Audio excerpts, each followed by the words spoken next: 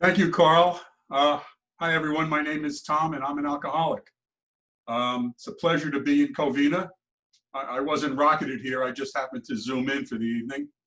But I would also like to take a moment to welcome anybody new or unsure about what this is all about, all the Puente people, and anybody else who might be here. I believe the purpose of these speaker meetings are to encourage these people, the new people, to inspire them to come to another meeting. And if you're not new, to affirm what you already know about Alcoholics Anonymous. Now, I can sum up what it was like for me. I had a reading the other day in the 24-hour book on June 6th, and it said, "Drinking is the way we alcoholics express our maladjustments to life. I believe that I was a potential alcoholic from the start. I had an inferiority complex. I didn't make friends easily. There was a wall between me and other people, and I was lonely. I was not well adjusted to life. Did I drink to escape from myself?" Well, that's my story. But let me embellish on that. The first indication that I had that I was an alcoholic, it didn't come till recently, but in retrospect, when I was a little kid, and I watched Popeye cartoons, I saw the change that happened to Popeye when he ate a can of spinach. Now, my thinking was, it was twofold. First was, gee, I wonder what would happen if he ate a second can. And the other thought I had is, well, I would just start the morning with a can of spinach. And then if anything really happened, I could always have another. Little did I know how much this metaphor would, how much meaning this would be in my life. I mean, metaphorically speaking, I found spinach throughout. Now, I grew up and I lived in a private house, and everybody else lived in garden apartments. By the time I got to junior high school, there were hundreds of people my age who knew each other, and there was me. And what made it worse is when I was still in the 6th grade, I was given the opportunity to skip 8th grade. Now, it never occurred to me that I might not be mature enough, physically grown up enough, mature enough. All I saw was a way of thinking that I was probably better than other people. And so naturally, I jumped on that opportunity to skip 8th grade. And it just had detrimental effects on my life. I just never, I felt like I was always behind in every regard. I was not the star athlete. I was the guy that if I got chosen at all, I was chosen last. You know, it was always an effort to fit in. I was fairly smart. I was able to, I was able to get by. I could think my way through things, but I was also lazy.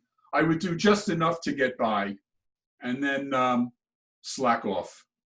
You know, as a kid, it was always, oh, but he has so much potential. Yeah, I had a lot of potential, just no kinetic.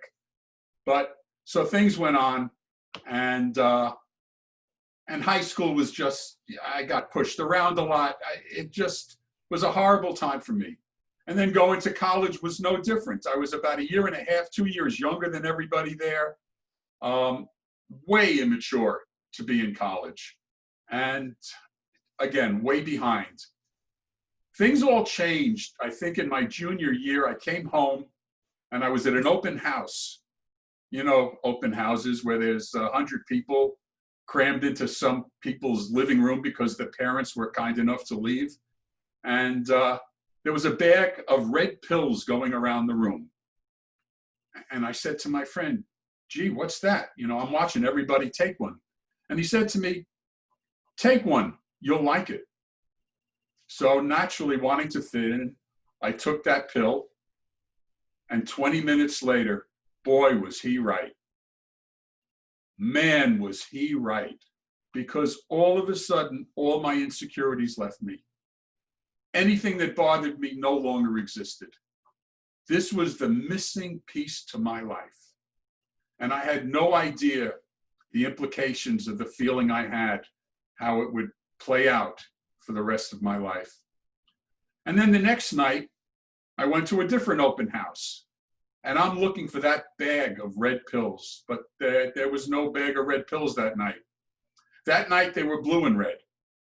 And I said to my friend, hey, what are those? And he said, same as last night.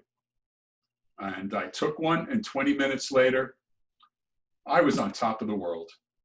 You know, it went from feeling less than, that I didn't belong, to aren't you glad I'm here? And it started a daily routine that was going to last for 12 or 13 years. All I needed to do was put something into my system, like spinach, and, my muscles flexed, I became bigger than life, and everything was okay. The problems didn't disappear. What happened is, whatever was going on in my life that was too loud and too big became smaller and quieter. And that became my coping mechanism for all my perceived failures and insecurities. I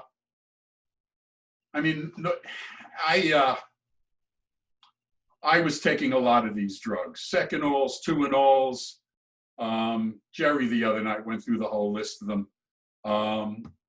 But it's interesting, not only did they impair me physically, but all of these drugs impaired me mentally, emotionally, and spiritually. So naturally, there was trouble to come. I was shooting heroin for a while, and I kept getting arrested, because I was doing stupid things. Each time I was arrested, my father would come and bail me out.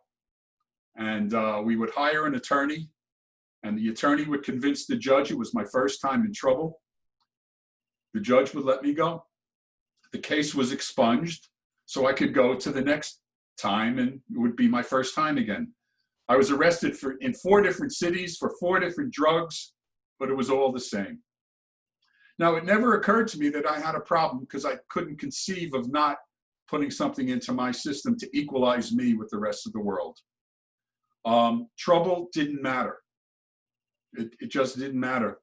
After stopping heroin, which, I thought I was great. I never stopped anything. I always found something to replace it. I was buying methadone on the streets. I was taking Valiums, and I successfully stopped shooting heroin. And then Quaaludes came along. Now, Quaaludes are ideal for a person like me. You see, I found out that men and women, or at least me and women, metabolize Quaaludes differently. If I take a Quaalude, 20 minutes later, I'm numb and tingling. When a woman takes a Quaalude, 20 minutes later, she really, really likes me. I mean, really, really likes me. And this was ideal for a guy like me, because I was never willing to put in the work, like conversation or anything. I knew, just take a Quaalude. If I keep my mouth shut for 20 minutes and don't do anything too bad, everything's going to be great. And around this time, I got into the bootleg rock and roll t-shirt business. I was going to a rock and roll concert every night. I'm selling these Pakistani shirts that were silk screened, that fell apart the first time you washed them. And I had a crew. I had hundreds of people working for me. We're selling shirts all around the country. And boy, did I think I had arrived. My friends were busy getting married, having children, and buying homes. But I was able to convince myself that deep down they really wanted to be me, because who wasn't cooler than what I was doing? Rock and roll, sex, drugs, the whole deal, plus making a lot of money. I didn't save any of that money, because it was more important to buy Quaaludes every day to go on with this. Eventually, I think the end of my t-shirt career coincided with when they stopped making Quaaludes. I wasn't going to put the bootlegs, first they said, in Columbus, Ohio, they had the Orange on the Stones, then the Roarer 714s, then the Lemons, and then the bootlegs. Now, that's where I drew the line because I wasn't putting anything that wasn't pure into this temple of a body. So what's next? Well, I guess alcohol is next. And I started drinking socially as someone like me can drink. And I developed a taste for scotch. And I had this job. So I went from bootleg t-shirts. I started working for Dun & Bradstreet. I'm wearing a 3-piece suit every day. I looked like $1 million. I didn't have 2 nickels to rub together, but I looked good. And I was drinking every night, going to the bar, hanging out with all these people. And I got the idea. But then eventually, I didn't like the way they treated me at Dun & Bradstreet. So I left and I got another job in Long Island. And then I started going to this bar. And I was really unfamiliar with bar life. So I go into this place, TGI Fridays in Westbury. And I walk in and lots of friendly guys, beautiful women. I go to the bar, what are you having? And Johnny Walker Black on the rocks. And I finished the drink. And the next thing I know, the bartender's there. And he says, you want another? I go, sure. He goes, Johnny Walker Black on the rocks. And I was impressed. I mean, I didn't know that bartenders are supposed to know what you drink. I thought that I was special. And the next night I go there and different men, different women, but what a great place. The only person I knew was the bartender. And as soon as I stepped up, there it was, my Johnny Walker Black on the rocks. And I became Norm and Cliff all rolled into one. I could have gotten my mail there. Every day after work, this is where I went. And I was on an upward trajectory at work. I became almost sales manager, where I was in charge of taking all the visitors out every night for drinks. And I was loving it, and things were going well. And then I bought an RX-7 convertible, a Mazda RX-7 convertible. And at the time, this was the nicest car I had ever owned. And they had stereo speakers in the headrests, one of the first cars with a CD player. And I'm on top of the world. And so I go to the TGI Fridays one night, and the bartender says, hey, can you do me a favor? I borrowed this from Patty. This was a barmaid that I had a crush on. And he said, will you bring this to her? Because she was working at another bar. And I said, sure. So he gave me 3 drinks, no charge. Hey, for me, an alcoholic like me, that's a perfect tale. So then I go see Patty, and she was so happy to see me. She gave me 3 drinks, no charge. Hey, this is perfect. So let me go for the hat trick. I haven't seen Sherry in a while, so I go to another bar. And she's delighted to see me, and she gives me 3 drinks, no charge. Man, an alcoholic like me, this is a perfect night. And I'm driving home, and then I see the red light in the rearview mirror. And he gets out of the car, and he comes over to me. He says, is this one of those RX-7 convertibles? I've been dying to see one of these. So I figure if I just do what he wants, he's going to let me go. He just wants to check out the car. And he's looking at the dashboard. He sticks his head inside the window. And he looks up at me. He says, have you been drinking? And I said, yeah. And he said, well, how many have you had? And I said, are you kidding? I had 9, and I didn't pay for any of them. No, I didn't say that. I said, yeah, I had a couple. And he goes, well, I have to give you a field sobriety test. Please step out of the car. And again, I figure if I do what he wants, he's going to let me go. He just wants to check out the car. So he's looking at the headlights and I'm supposed to be walking heel to toe for 10 steps, and I tripped. And he goes, I didn't see, there's a crack in the road. All right, do you think you can stand with one leg in the air and count to 10? And again, he's looking at the tailpipe, so I know if I do this, I'm okay. And I fell over again. And then he's like, touch your fingers to your nose, and I'm slapping my face. And he comes over to me and he goes, listen, do you think you can put your left hand behind your back? And I go, wow, that's an easy one. And then he goes, okay, do you think you can put your right hand behind your back? Now I think I'm doing great until he put the handcuffs on me. And so DWI, they take me out. So I go to DWI school. I knew at that point I was an alcoholic unequivocally, because they divide the class into 2 parts. The part where they make your life miserable, they take your driver's license away, and they make you go to those AA meetings. And the other half is they slap you on the wrist, they inconvenience you a little and make you watch car accident movies. So I answered no to all of the questions, knowing that I was lying to everything in order to get put into that easy class. And they taught me two things there. They said, alcoholism is a disease. And my feeling was, so what? I got a disease. I have a lot of diseases.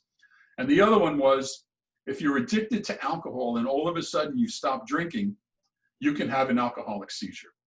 And the only thing that meant to me was, well, I'm never going to do that because I don't want to have one of those.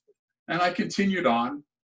And then I'm plateauing in my career there. And on the East Coast, we have this thing in the summer. We have summer share houses in the Hamptons, you know, because we don't have nice weather all year long. So for the summer, we get these beach houses, share houses. And I was going into these share houses, and every year at the end, you know, there's 20 people and you alternate weekends and it's a party time. But at the end of every summer, they didn't want me back because they thought I drank too much. I figured they weren't drinking enough. But so then one year I come to this group of people and we like each other. And I go back the next year. And then I go back the next year. And then this woman joins the house. Now there's an unwritten rule in these Hampton share houses that you don't get involved with people in your own house until ALD, which means after Labor Day, because in case things don't work, you don't want to ruin each other's vacations. Well, me and this woman, we got involved BMD. That's before Memorial Day. And it was one of those dysfunctional codependent relationships. I don't know if any of you have had any of those, but it's, you know, we couldn't stay together, we couldn't stay apart. But this was the first woman that I ever let get close enough to me to possibly suggest that I had a problem drinking. She wasn't all that, she didn't suggest, she said, that scotch, that damn scotch, always. So we'd fight, we'd break up, we'd get back together again. I'd drink too much, we'd fight, that scotch. It went on and on. One day she told on me, she wrote a letter to my mother, and she said, the reason that we can't stay together is because your son is an alcoholic. So my mother, God bless her, she knew exactly what to do. She called me up and she said, you know, I just got a letter from that Cindy woman. You know, that woman is crazy. So I said, yes, I know.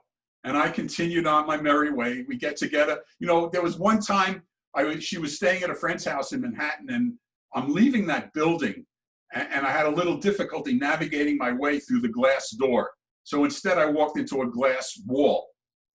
And she just went off on me. She goes, what's wrong with you? What's wrong with you? How can you do that? And my only thought was, what's the big deal? I do this all the time. But, you know, I couldn't say that to her. And things went on. And then just one day, you know, I made a big spectacle of dumping out all the alcohol in the house. And she said to me, oh, I'm so proud of you. Well, she wouldn't have been so proud of me if she saw that afternoon I was stashing little bottles in every nook and cranny in the house, in every room. So whatever room she was in, I could run into the other room, take a quick shot out of the bottle, and have my spinach. So one day I wasn't expecting her over, and I'm sitting on the floor. You know, at that time we only had 19-inch TV sets, and that was a big one. So I'm sitting right up face to the TV, and I'm watching a New York Ranger game, and I got my bottle of scotch next to me. I got this huge glass with ice cubes, and I'm halfway through the bottle, and I hear the key in the door. And I can't even move. And she walks in, and she sees me, and that scotch, that damn scotch, and she storms out. Subsequently, she said to me, you know, I would have preferred to have seen you with another woman. But, you know, the way she stormed out, I knew I had to do something. And I did. I knew I was going to regret doing what I was about to do, but I knew I had no choice. I switched to vodka because she couldn't smell the vodka. She couldn't taste the vodka. I couldn't handle the vodka. But by the way, you know, the only time vodka doesn't smell is if you drink by yourself. So, you know, the facade wasn't working. And one day I woke up. It was no different than any other day. And I made a decision. I said, I started making phone calls. You know, I had never tried to stop drinking. It was never on my list of things to do. Why would I possibly stop? Because I needed that stuff in my system. I couldn't imagine living without it. And I attribute the fact that I came and stayed for as long as I have because I put off coming in for as long as I did. So one of the most profound things I ever heard, I heard a crack addict at a meeting once say, why would I possibly stop smoking crack as long as I have money in my pocket? Why would I possibly stop drinking as long as it's doing for me what I needed to do? But this morning, it was no longer doing what I needed it to do. And I started making phone calls, and we had the yellow pages. That's something, if you don't know what it is, you can look it up. And I got to the ends. I got this place, Metaplex. And this woman, she was so nice and so patient. And she said, well, do you think you have a problem? And I said, yes. And she says, well, would you like to come in? We can help you. I said, hold on, let me get my calendar. And I said, you know, I can clear my schedule in about 6 weeks. And she said, that's great. Give me a call in 6 weeks and we'll see what we can do. By the end of the week, I made the phone call. And then on August 29th, 1992, I was taken to a rehab. Now, I get to this rehab and I look around and I see people that, well, they look like you, but you didn't look like that back then. And so this is what my life has become. So this is what my life has become.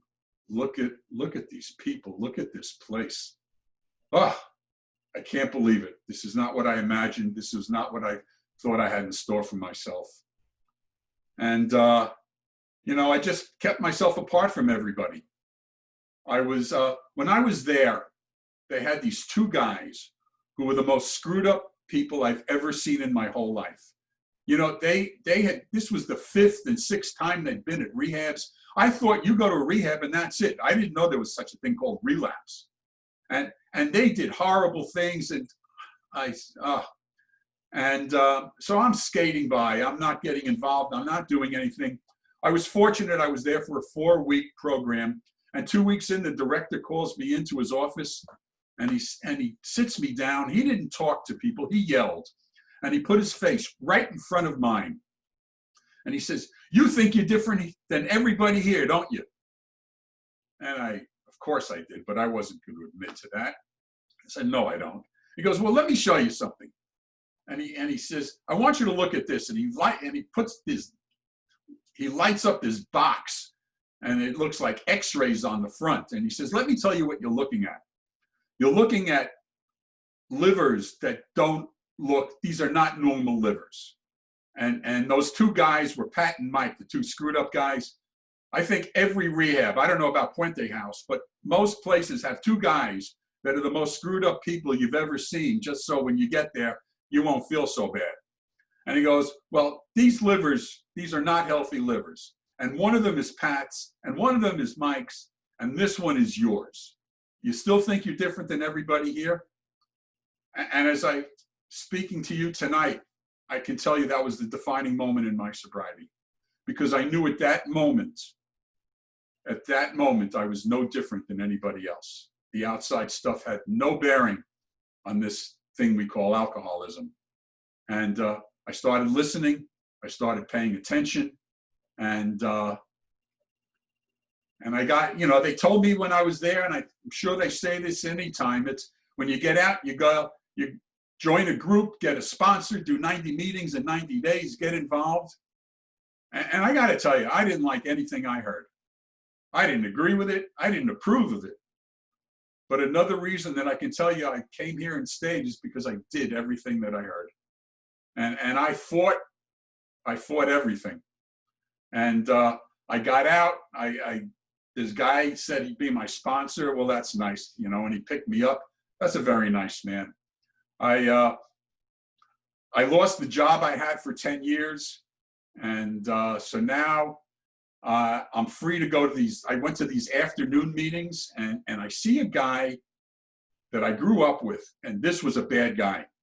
This guy, I did some real bad stuff with him, and he did some worse stuff by himself. And after the meeting, I went up to him and I go, "Are you Lewis?" And he goes, "Yeah, who are you?" And I tell him, because he's shot. And I said, "Lewis, I just got out of rehab. Does this thing really work?" And he looked me in the eye and he says, "I am sober 8 years. I think it does." You know, it's one thing when strangers tell you this stuff works. I knew this guy and I believed him. And you know, my whole journey through this whole thing, I've always been privileged to have the right people and the right circumstances come to me just at the right time. So, and then I got another job and I moved to New Jersey, and that didn't last. I'd never lost a job in my life, and all of a sudden I lose 2 jobs in 90 days. So I decide, well, so now I have no place to go. So I'm 42 years old, and I moved back home with my parents, just like George Costanza. So then I'm trying to figure out what to do with my life. And for whatever reason, I decide to go into the dry cleaning business. And I'm still on and off with this codependent, dysfunctional girlfriend. And we're driving around. I need to back up a second. When I saw God in the steps, I was convinced that I was going to have a problem with this program. I grew up in a Jewish household that renounced religion. My father constantly was pointing out the hypocrisy of religion and our neighbors who claimed to be Jewish and religious and what they did. So, yeah, so I didn't care for this God business. You know, somebody even, they said to me, you know, "Well, why don't you try it? You might like it." You know, I tried it for 20 minutes and nothing happened. So I was convinced this wasn't the way to go. So meanwhile, I'm trying, you know, I'm looking for this higher power stuff, and nothing seems to be working. So now I'm with this girl and we're looking for the ideal place to open my dry cleaning store. And I'm driving all over the place. And it's really an ordeal because she won't stop. "You don't want to be a dry cleaner. You're going to work too hard, too many hours. What do I tell my friends? You're too smart. You should go back to school. You should be a doctor. You should be a lawyer." And I wanted to say, "You should shut the F up." But I didn't have the nerve to do that. So instead, I said a foxhole prayer to the God I didn't believe in. "God, please, let there be a place so I don't have to hear this anymore." And I come around the turn, and there it was, a store for rent. But it gets better. You know how Natalie Wood knew that Santa Claus existed at the end of the movie when she saw the cane leaning against the closet? Well, the store that was for rent was a liquor store that went out of business. And 27 years ago, liquor stores don't go out of business. And I opened up that dry cleaning store, and right from the start, it just took off. I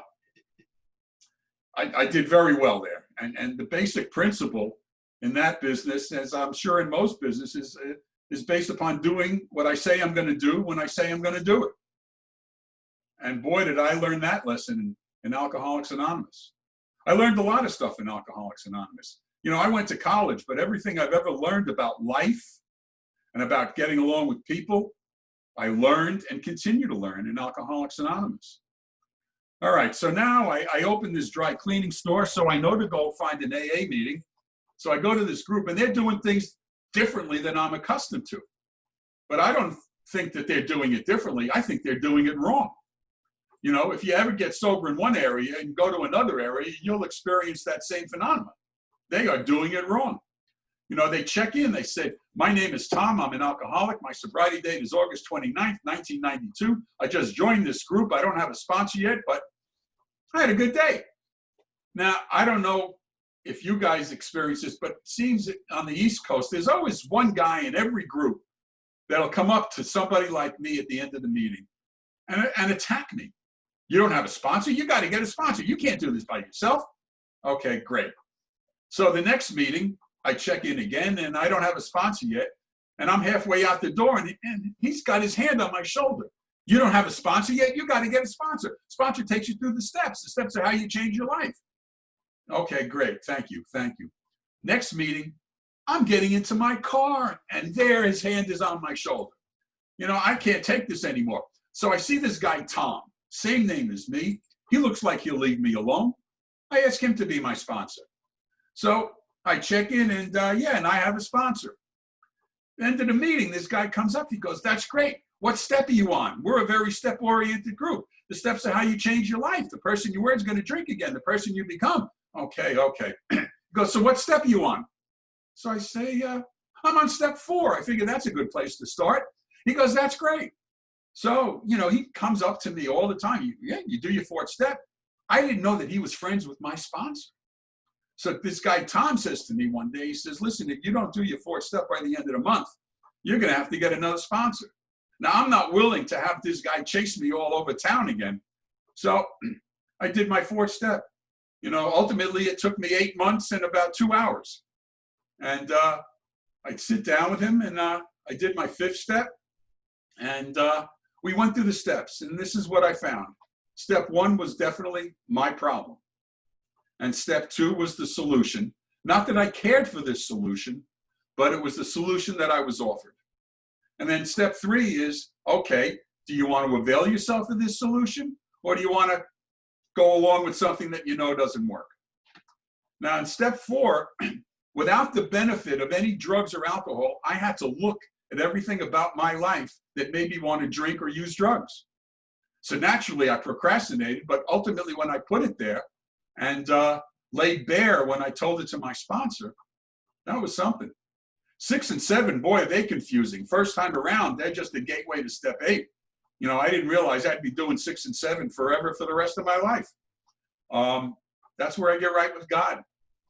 And then 8 and 9, that was, I remember I took this girlfriend to a meeting, and she's sitting there, and she zoomed right into step 9. She said, "Oh, I can't wait for you to do that one." Now, she never got a 9th step amends, but she appeared later. And when I did see her, we sat down and I went through it with her. But and 10, 11, 12 keep me pointed in the right direction. And as a result, today I have a life that I never could have expected. I can't put it into words. And I don't need to, because you've all had the same experience. Everything about this program of Alcoholics Anonymous, I'm at peace today. I have joy in my life. I can be loved, and I can love. I deal with people. I deal with life. I used to try to get around stuff. Today, I've been taught to go through it. So I'm sober 5 years. I'm through the steps. I'm sponsoring people. I'm sponsoring 3 people. They're all sponsoring other people. I am convinced, if you're new, just come within 10 feet of me, you will get sober. I am that good because I know everything. And one by one, these 3 guys all went out. And then I go on a sober vacation.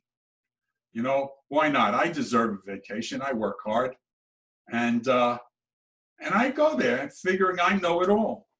And so they do a sobriety countdown.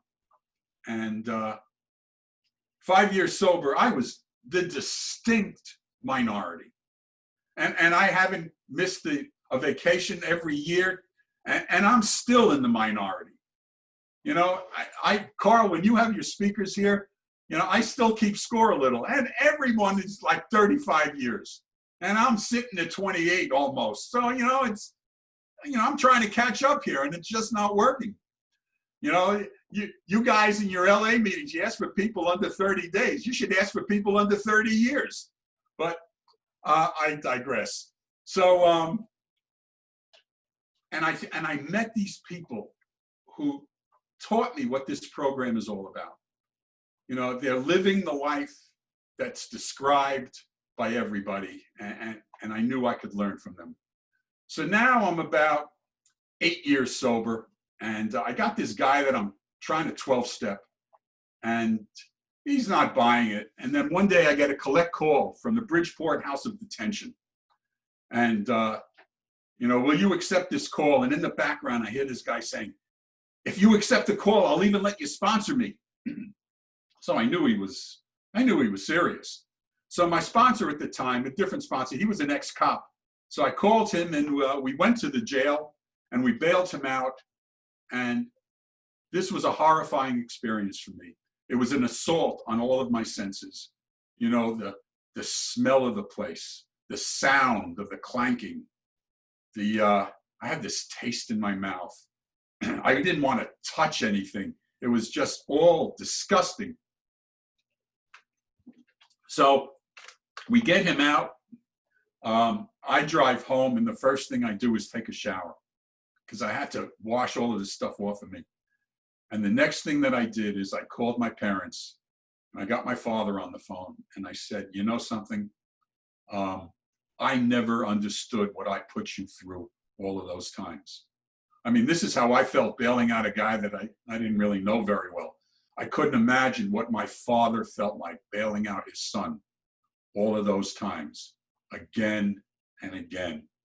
And I'm really sorry. And I am grateful to this guy today for having given me that opportunity to make that amends. You know, I'd been through the normal stuff, but this was special. And then 2 years later, and it was June 30th, 2002. I go to a meeting on a beach and I get a call from my sister and she tells me that my father had a stroke. I rushed to the hospital and on the way, I called my sponsor. I didn't have to think, what should I do? I instinctively called my sponsor because it was an ingrained habit. I spoke to him just about every day. So he met me at the hospital and he held me as I said goodbye to my dad. And the next day, 5 people from my home group showed up at the funeral. And that night, 20 men from my group showed up at my mother's house to support me through the most difficult day I had ever experienced in my life. You know, in retrospect, that's 12-step work.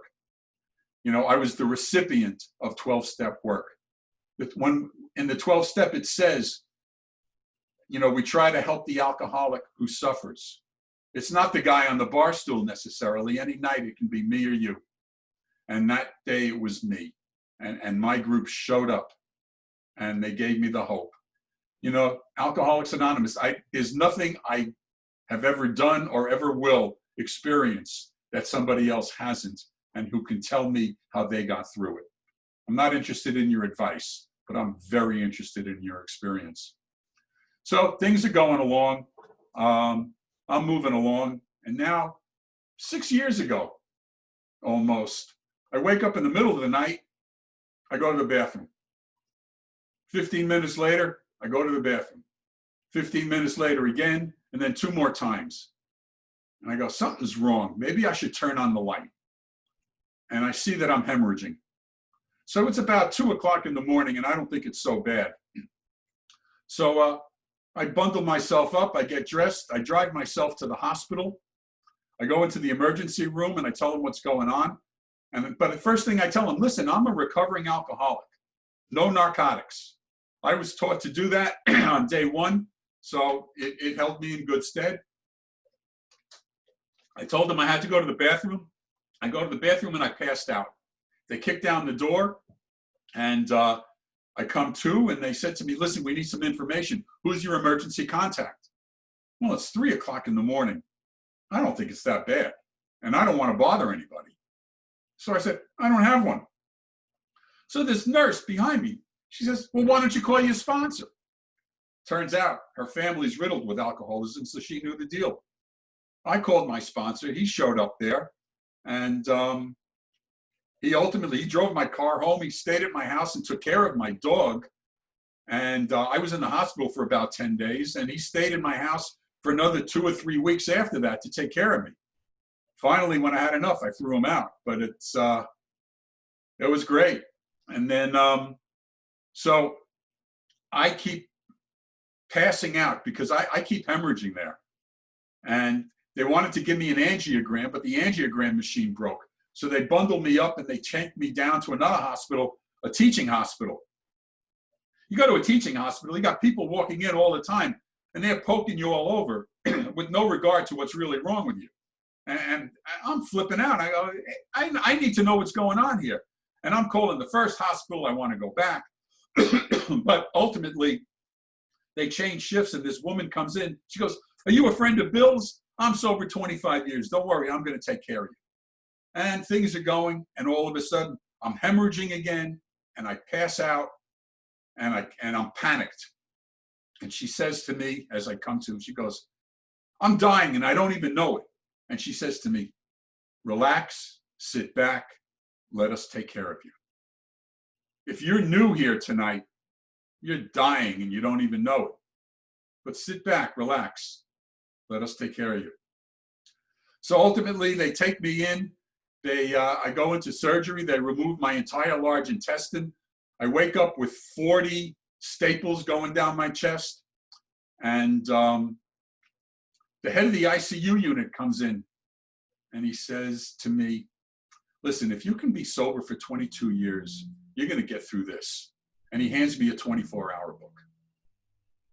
So, this is the God I wanted nothing to do with. God became my new spinach, by the way.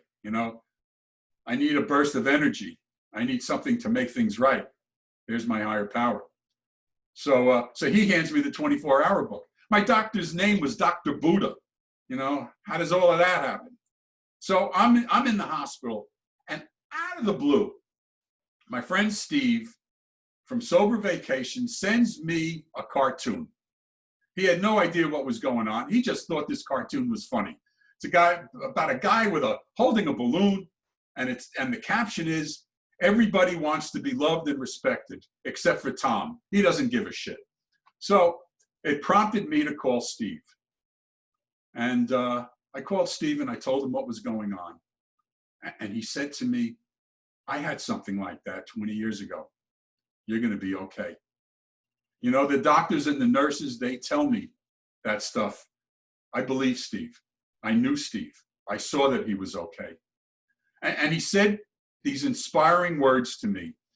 He said, "The most important thing is that we continue to do the things we love to do and be with the people we love to be with." And then he said, "And I expect to see you in Ixtapa in 6 months." And I was there, and when I saw him, I just gave him the biggest hug. So things continue on, and life goes on. We don't have a bulletproof vest just because we're sober, but things continue to evolve. And I don't know where I would be without Alcoholics Anonymous. I sold my business 6 months ago. Boy, the timing was just right, because I don't think you could give a dry cleaning store away right now. And all of a sudden, my life had irrevocably changed. My whole routine, everything I was familiar with, changed. And what I did then is what I did when I first got sober. I started going to meetings every day.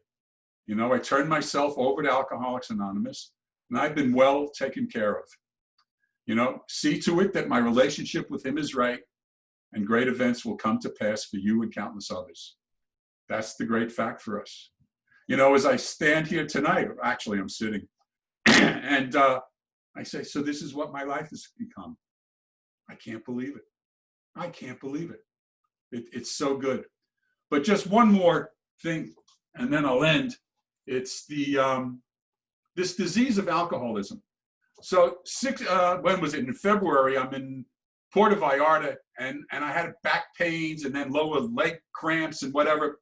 So I went to the pain management doctor about 3 weeks ago, and he gave me a shot, a epidural steroidal shot, which had worked for me in the past.